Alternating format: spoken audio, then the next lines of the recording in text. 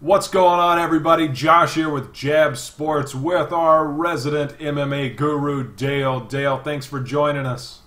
You. All right, big news. We got a couple of hot topics going on right now.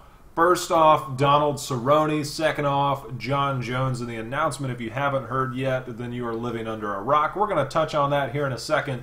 But first and foremost, we're going to talk about one of the most exciting fighters in UFC and probably one of the craziest, Donald Cowboy Cerrone. Dale, let us know what's going on, man. Well, after his dispatch of Miles Jury, this guy went ahead and went to the UFC headquarters and said he wasn't leaving without a fight. Alvarez is out. Cerrone in 2 weeks against Benson Henderson. Stepping in. I mean, awfully short notice. I mean, that just goes to show, like you said, the dismantling of Miles Jury. For you folks that didn't see it, Donald Cerrone, I'm pretty sure he walked in and walked out looking the exact same, and that's why he's able to turn right around. So if you're wondering just how dominating that was, that's how dominating it was. He's either in debt or he's got some kind of betting. He owes a lot of money to somebody because this guy likes to fight. But I'm not complaining. You know, like you said, he's one of the most exciting fighters in the UFC today. This guy is the epitome of fighter, and he'll fight anytime, anywhere, any place. And you know, I'm excited for the fight. This will be, I think, this will be the third fight between him and Benson Henderson. And I think if you look at their careers, Ben Henderson dominated for a very long time, and it's almost, I don't want to say he's been exposed. It's just that the guys around him seem to have gotten better. They've gotten better. I think Ben Henderson made these guys improve their wrestling. And so his striking isn't quite up there with these other guys. You also see Ben taking these leg kicks, and his explosiveness he's got big, bulky legs. So I think when guys target that, learn to defend his takedowns, it's given him quite a bit of challenge. I do think Ben Henderson can improve. I don't think he has the heaviest hands, and I'm not sure if he's skilled technically that way. I look at a guy like Donald Cerrone, who has invested so much, and maybe it is from him fighting so much, because I'm sure he's in camp all the time. I know he's sponsored by Budweiser. You know that Cowboy is at home. Yep. I think I read something. He was on a snow ski just before, like the week before his last fight.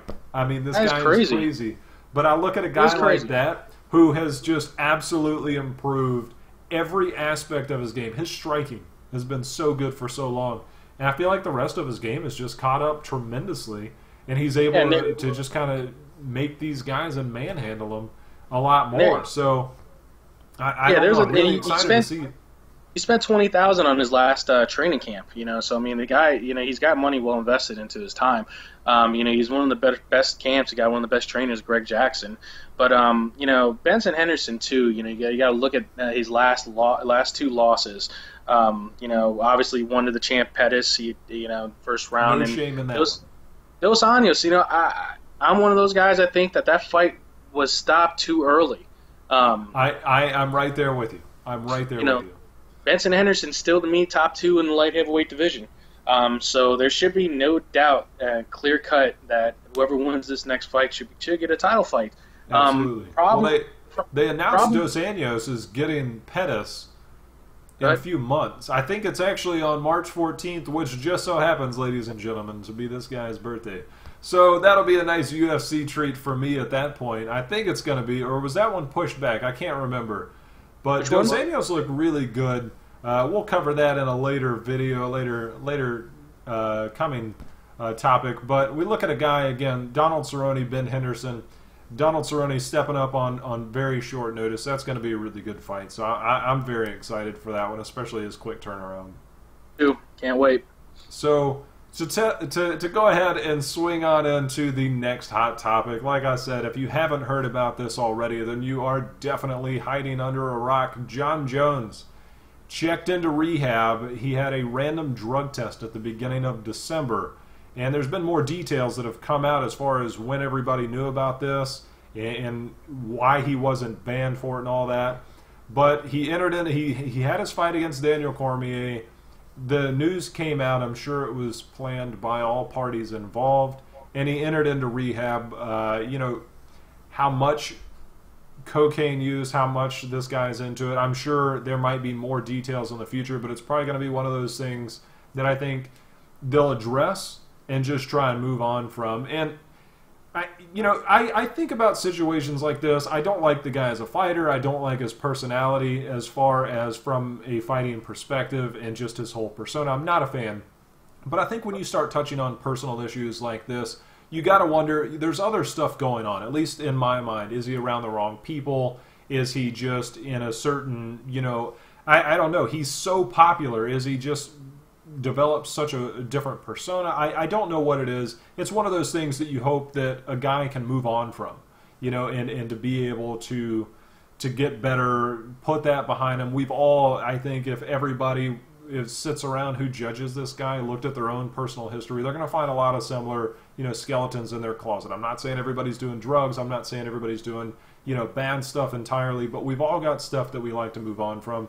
It's a little shocking, I guess, because he does put on such a positive persona. He talks about how he wants kids to look up to him, and then they do look up to him. It's just some of those guys have to live up to that, and I think he's going to have a lot of work to do afterwards.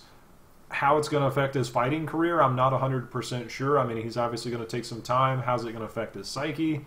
I don't know. I mean, what are your thoughts on this as far as, what this means for him and just overall, like, what you're thinking is? Well, I mean, he's not Johnny Bones. He's Johnny Blow now. This guy, Bones. We got to understand one thing, too. He's 27 years old. He showed his immaturity when he thought the cameras weren't rolling at ESPN with his interview with Cormier after his fight. The guy, and when they told him, hey, this is up the satellite, he just you can see the look on his face. Oh yeah, so it's an act. I think he's very cocky. He tries to say that he's confident, but let's just put it out there. He's 27 years old. He's a millionaire. The guy he's untouchable. He's on top of the world. He's got a Reebok. He's got it all with him. So I don't think he's hit that part where he's mature yet.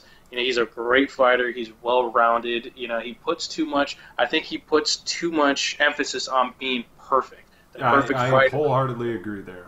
Perfect warrior. He's trying to be Bruce Lee, which he never will get to that plateau. He doesn't have natural charisma. He doesn't, and I think that if he were himself, people would probably like him more. The problem is that he doesn't seem to even know who he is, and some people at 27 get it, and some people at 27 don't get it.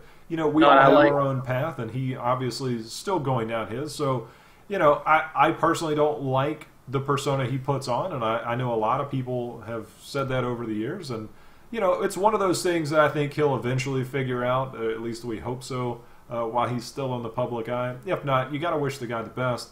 This is not a good situation for him, for his PR, for anything. Like you said, his true colors came out during that behind, still recording but not live ESPN thing. There's a lot going there. To touch on this a little bit more, this is the World Anti-Doping Association. I don't know. There's a lot of stuff in the air. This is what the Nevada State Athletic Commission is basing their results off of, that it's an out-of-competition drug, and they considered where he was at the time out of competition. I was reading online that in competition, I think, is 12 or 24 hours before the fight for something like that would count as in competition, which the next question comes up. Why was the Nevada State Athletic Commission testing for cocaine anyways? Well, I don't think they're testing for it, but he showed up on his test for traces of cocaine. I'm not sure. I've never taken it personally. I'm not sure exactly what kind of effects it would have for you as far as if you take it per when you're fighting. But it seems kind of fishy. He is. Without Anderson Silva, it's Jon Jones. He is the face of UFC. So I'm sure, there's plenty of cover up there. I'm not saying that Dana White is covering this up or he knew about it prior, but you've got to milk him. There's a lot of hate on Twitter about it because there are some fighters suspended over marijuana use. Yeah. And, which marijuana it's legal in some states. But you got a guy that takes cocaine, and he's got the backing of the USC. UFC, and he's also got the backing of Reebok. They They're didn't totally just have 100% behind this guy. It wasn't 100%. It was about 110%. I've never seen somebody come to the defense. And again, you got to wish the guy the best, right? I mean, we all have personal things we need to get through in life. Hopefully this is one for him. But you have a company, like you just said, who has gone out and demonized some of the other fighters that they've had who've done the wrong thing. But then they have a guy like this, and a guy who makes money, they're 100% backing him, and you gotta ask, is it, if it's fair for one, it's got to be fair for all. I mean, you can't have it both ways. But this is America. This is the world we live in, where money rules all. So he's a cash cow, man. I think he made $500,000 his last fight. And who knows if he got portions of the pay-per-view. I mean, that's just his base salary. I mean, he might have something in his contract where he gets pay-per-view percentage. He's the first fighter endorsed by UFC, so this guy is the face of UFC. So they're going to protect him as much as he can. Their video game. Correct. So but you know what? Hey, that was voted by the fans, so I can't give him that. That is true. So he does have a fan base. But, I just hope he doesn't have a Justin Bieber effect on him where he just goes completely crazy. I'm sorry it's to reference as such a low life like Bieber, but, hey, this guy's going down. Cocaine's not exactly the best thing, especially when you want little kids looking up to you and he prays God. He's so religious in that ring. So you would think that he'd want to have a better head on his shoulders. But again, I'm not here to judge the guy. We've all got skeletons in our closet. So I mean, again, my best wishes to him and his family. I hope he makes it through because like I said, he puts on exciting fights. Don't like the guy personally, but again, this guy is pound for pound the best fighter in the world, and I hope he's a guy that no matter who's fighting against him, I'm probably rooting for the other guy. But it's one of those fights that you get those sweaty palms and that increased heartbeat because you get so excited. You want to know what's going to happen, and he's one of those guys. I think I've rooted against him in those last 3 fights, but in the back of my head, I'm like, there's no way this guy's losing. We're all waiting for it. I think it's going to come eventually. Yep.